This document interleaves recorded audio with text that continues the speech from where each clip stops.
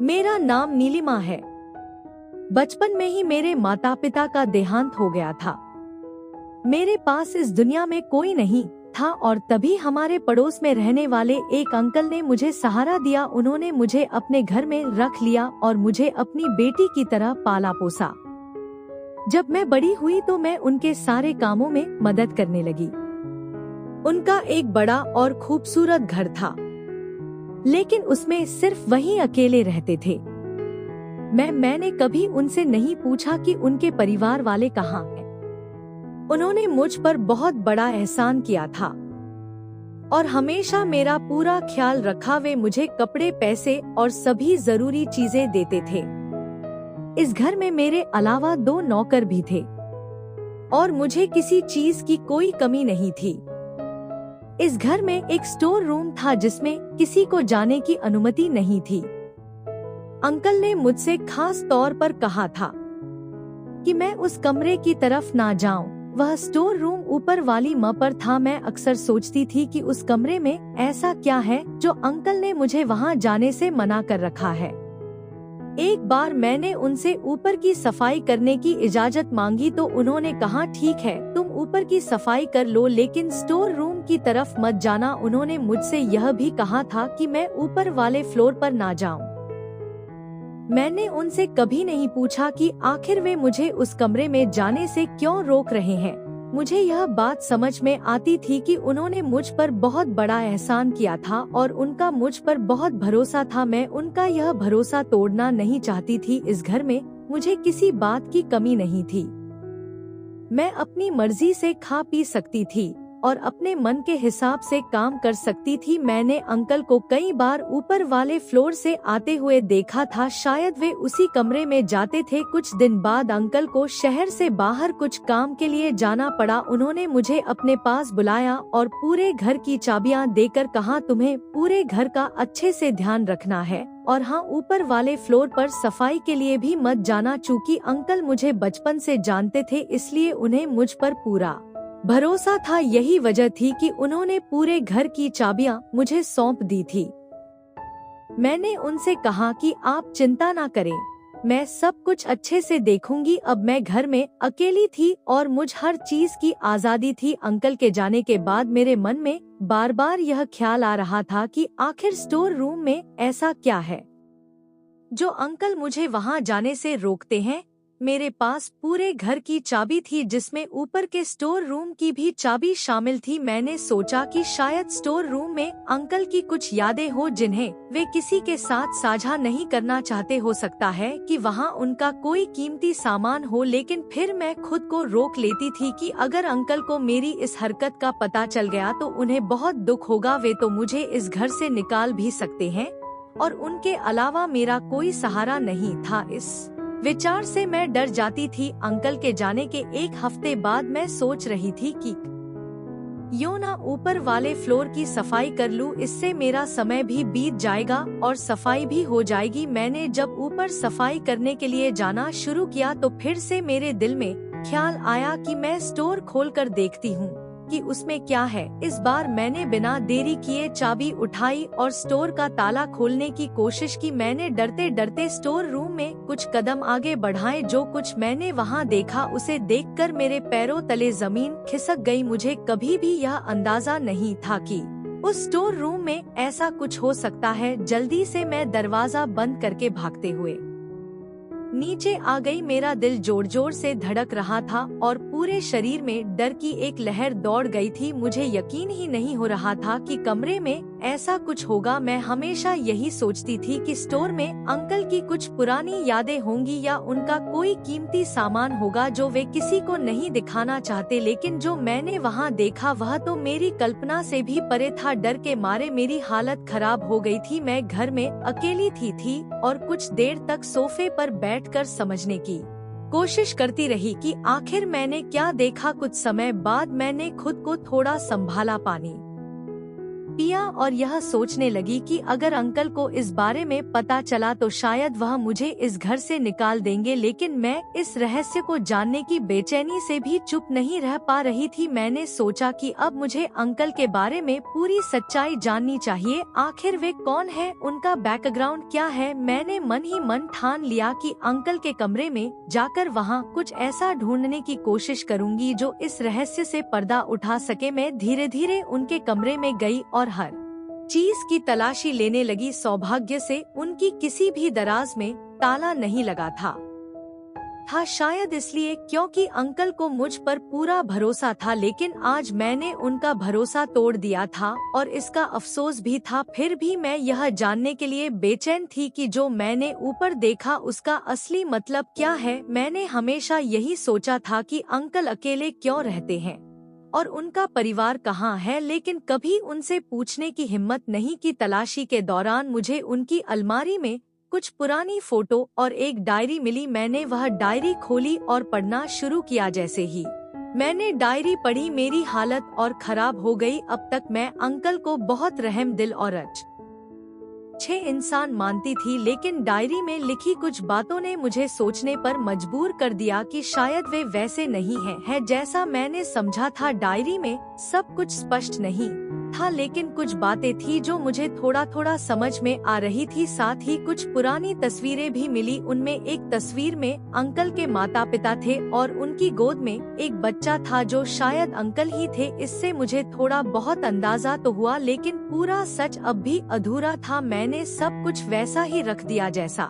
पहले था, ताकि अंकल को यह शक ना हो कि मैंने उनके कमरे की तलाशी ली है या स्टोर रूम में झांका है। अब मुझे अंकल से डर लगने लगा था। बचपन से मैं इस घर में अकेली अंकल के साथ ही रही थी, लेकिन आज जो मैंने देखा उसके बाद उनके प्रति मेरा भरोसा डगमगा गया था। मैं बहुत घबराई हुई थी कि अगर अंकल को इस बात का पता चला तो वे मेरे साथ क्या करेंगे। अंकल के वापस आने का समय हो रहा था और मैं अंदर से बहुत डर गई थी। जब वे घर आए तो मैं जल्दी से उनके लिए खाना बनाकर ले आई और अपने कमरे में चली गई। मन में यही डर था कि अगर अंकल को पता चल गया तो ना जाने वे मेरे साथ क्या सलूक करेंगे, कहीं वे मुझे जान से ही ना मार दे। मैं अपने कमरे में आराम करने की कोशिश कर रही थी, तभी मेरा फोन बजा। डरते हुए जब मैंने फोन उठाया तो अंकल की आवाज सुनाई दी। उन्होंने मुझे अपने कमरे में बुलाया। यह सुनकर तो मेरा दिल जैसे धक धक करने लगा। मुझे लगा कि शायद अंकल को सब पता चल गया है, लेकिन जब उन्होंने कहा सर्दी बहुत है, मेरे लिए एक कप कॉफी बना दो, तो मुझे राहत मिली। मैंने जल्दी से कॉफी बनाई और उनके कमरे में भिजवा दी। अंकल ने मुझे फिर से अपने कमरे में बुलाया और अपने पास बैठाकर पूछा, क्या तुमने मेरे जाने के बाद मेरे कमरे की तलाशी ली थी? उनकी बात सुनकर मेरे होश उड़ गए। मैं सोचने लगी उन्हें कैसे पता चल गया। मैं चुपचाप सिर झुकाकर बैठी रही और अंकल फिर से बोले, आखिर ऐसा क्या चाहिए था तुम्हें मेरे कमरे से जो तुमने मेरी गैर मौजूदगी में वहाँ तलाशी लेनी शुरू कर दी? क्या मैंने तुम्हारा ध्यान रखने में कोई कमी छोड़ी थी? अंकल बहुत आराम से बात कर रहे थे, लेकिन मुझे उनका जवाब देते नहीं बन रहा था। उन्होंने आगे कहा, तुम्हें लगा कि मुझे पता नहीं चलेगा? जैसे ही मैंने अपने कमरे में कदम रखा मुझे समझ आ गया कि किसी ने यहाँ तलाशी ली है। बताओ आखिर तुम क्या ढूंढ रही थी? हर सामान को उलट पुलट कर दिया। मैंने सोचा मैंने तो सब कुछ ठीक से रखा था, फिर अंकल को कैसे पता चला? फिर अंकल ने बताया, मैं अपने सारे सामान को बहुत अच्छी तरह से सहेज कर रखता हूँ। मुझे किसी भी चीज का इधर उधर होना बिल्कुल पसंद नहीं है। शायद जल्दी में तुम सामान ठीक से नहीं रख पाई थी, इसीलिए मुझे पता चल गया। अंकल बहुत गुस्से में थे, लेकिन फिर भी नरमी से बात कर रहे थे। वे लगातार मुझसे सवाल कर रहे थे और आखिरकार मुझसे सच नहीं छिप पाया। मैंने बताया मैं ऊपर की सफाई कर रही थी। तभी मेरी नजर स्टोर रूम पर पड़ी। मैंने अपना शक दूर करने के लिए स्टोर रूम का दरवाजा खोला और जो देखा उससे मेरी जान सूख गई। मुझे सच्चाई जानने के लिए आपके कमरे की तलाशी लेनी पड़ी। मुझे लगा शायद कुछ सुराग मिल जाए जिससे पूरा सच पता चले, लेकिन मुझे आपके कमरे में बस एक डायरी और कुछ पुरानी तस्वीरें मिली जिन्हें देखकर मैं उलझन में पड़ गई। मुझे समझ नहीं आ रहा था कि आपने ऐसा क्यों किया। क्या कोई व्यक्ति किसी के साथ ऐसा कर सकता है? मैं आपको हमेशा नेक और अच्छा इंसान समझती थी, लेकिन अब मैं संशय में थी। मुझे लगा कि सच जानना मेरे लिए जरूरी है और इसी वजह से मैंने यह कदम उठाया। मेरी बातें सुनने के बाद अंकल ने गुस्से के बजाय मुस्कुरा कर मुझे देखा और कहा, मुझे खुशी है कि तुम्हें सही और गलत का फर्क पता है। अगर तुम्हें सच जानना था तो तुम मुझसे सीधे पूछ सकती थी। तुम्हें मेरे कमरे में इस तरह से तलाश करने की जरूरत नहीं थी। मैंने तुम पर भरोसा किया था और तुमने मेरा भरोसा तोड़ा। खैर, अब मैं तुम्हें सारा सच बताता हूँ।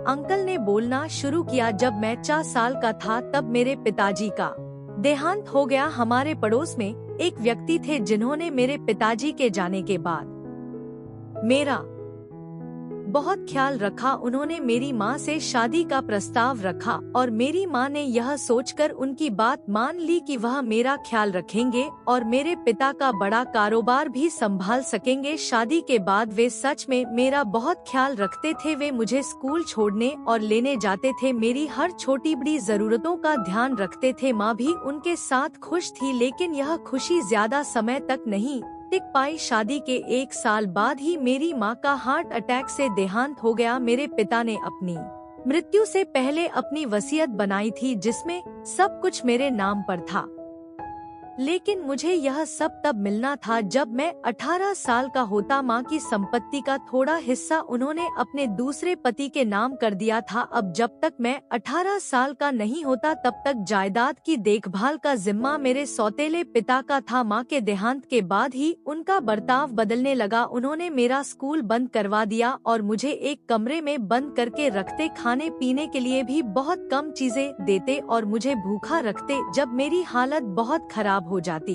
तब वे मुझे थोड़ा सा खाना और पानी देते। मेरे सौतेले पिता ने सारे वफादार नौकरों को भी निकाल दिया और अपने जैसे लालची लोगों को रख लिया। वे घर पर रोज पार्टियां करते और मेरे पिता की मेहनत की कमाई को उड़ाते। उन्होंने ऑफिस जाना भी बंद कर दिया। जब मैं कमरे से बाहर निकलने की कोशिश करता तो वे और उनके नौकर मुझे मारते। एक दिन जब मैंने भागने की कोशिश की तो उनके एक नौकर ने मुझे देख लिया और जाकर उन्हें बता दिया। उसके बाद वह व्यक्ति मुझ पर और भी अधिक सख्ती करने लगा। उसने मुझे कमरे में बंद ही नहीं किया बल्कि मुझे रस्सियों से बांध कर रखा। मेरी जिंदगी कठिन होती जा रही थी। एक दिन उसने मुझे बताया कि मेरी माँ की मौत स्वाभाविक नहीं थी। उसने किसी प्रकार की दवा दी थी जिससे उनकी तबीयत खराब हो गई और वह मुझे छोड़कर चली गई। मेरे सौतेले पिता ने मुझे बताया कि उसने यह सब कुछ मेरे पिता की संपत्ति पाने के लिए किया था। वह मेरे साथ अच्छा व्यवहार सिर्फ इसलिए कर रहा था ताकि मेरी माँ उससे शादी कर ले। इसके बाद वह हमें रास्ते से हटाकर सारी जायदाद खुद लेना चाहता था, लेकिन जब माँ के गुजरने के बाद पता चला कि सारी संपत्ति मेरे नाम पर है तो उसने एक नई योजना बनाई। उसने मुझे एक तय उम्र तक जिंदा रखा क्योंकि उस उम्र से पहले मेरे साथ कुछ होता तो संपत्ति ट्रस्ट के पास चली जाती। इस कारण वह मेरे साथ कठोर व्यवहार करता ताकि मैं मानसिक रूप से कमजोर हो जाऊं। मैंने घर के नौकरों से कई बार मदद मांगी लेकिन कोई भी मेरी बात नहीं सुनता। सब मेरा मजाक उड़ाते थे और मुझे पागल समझते थे। कई साल तक मैंने ऐसा ही जीवन बिताया जहां मुझे केवल इतना ही भोजन पानी दिया जाता कि मैं जीवित रह सकूं। एक दिन एक नया नौकर मुझे खाना देने आया। उसने मुझसे पूछा कि मैं कौन हूं और इस हाल में क्यों हूँ। मैंने उसे अपनी कहानी बताई और उसे मेरे हालात पर बहुत दुख हुआ। उसने मुझे ढांढस बंधाया और कहा, तुम्हें चिंता करने की जरूरत नहीं, मैं तुम्हारी मदद करूंगा। एक दिन जब मेरे सौतेले पिता शहर से बाहर गए हुए थे, उस नौकर की मदद से मैं वहां से भागने में सफल हो गया। वह मुझे अपने गांव ले गया और मुझे अपने घर में शरण दी। जब मैं 18 साल का हो गया तो अपने पिता के वकील से मिला। वह मेरे पिता के अच्छे दोस्त थे। उन्होंने मुझे देखकर बहुत खुशी जताई और पूरी बात सुनने के बाद उन्होंने संपत्ति वापस पाने में मेरी मदद की। जब मेरे सौतेले पिता को इस बारे में पता चला तो उन्होंने माफी मांगने का दिखावा किया। मैंने सबके सामने उन्हें माफ कर दिया और अपने घर लौट आया, परंतु मेरे दिल से उनके प्रति नफरत खत्म नहीं हुई थी। उन्होंने मेरे साथ जो कुछ भी किया उसके लिए मेरे मन में बहुत आक्रोश था। उनका लालच ही मेरे लिए बचपन में दुख का कारण बना। मेरे लिए उन्होंने जो किया उसका हिसाब देना जरूरी था। मेरे पास उनके बुरे कामों का कोई ठोस सबूत नहीं था, परंतु मैंने निर्णय लिया कि मैं उन्हें सुधारने का मौका दूंगा। मैंने उन्हें उनकी गलतियों का एहसास कराने के लिए कुछ समय अकेले रहने दिया ताकि वे अपनी गलतियों पर विचार कर सके। जब तक उन्हें अपनी गलतियों का आभास होता, मैं अपने जीवन को नए सिरे से जीने के लिए आगे बढ़ गया। दोस्तों, मुझे उम्मीद है कि आपको मेरी कहानी पसंद आई होगी। अगर कहानी अच्छी लगी हो तो वीडियो को लाइक करें, चैनल को सब्सक्राइब करें और नोटिफिकेशन बेल दबाएं ताकि अगली कहानी का अपडेट सबसे पहले आपको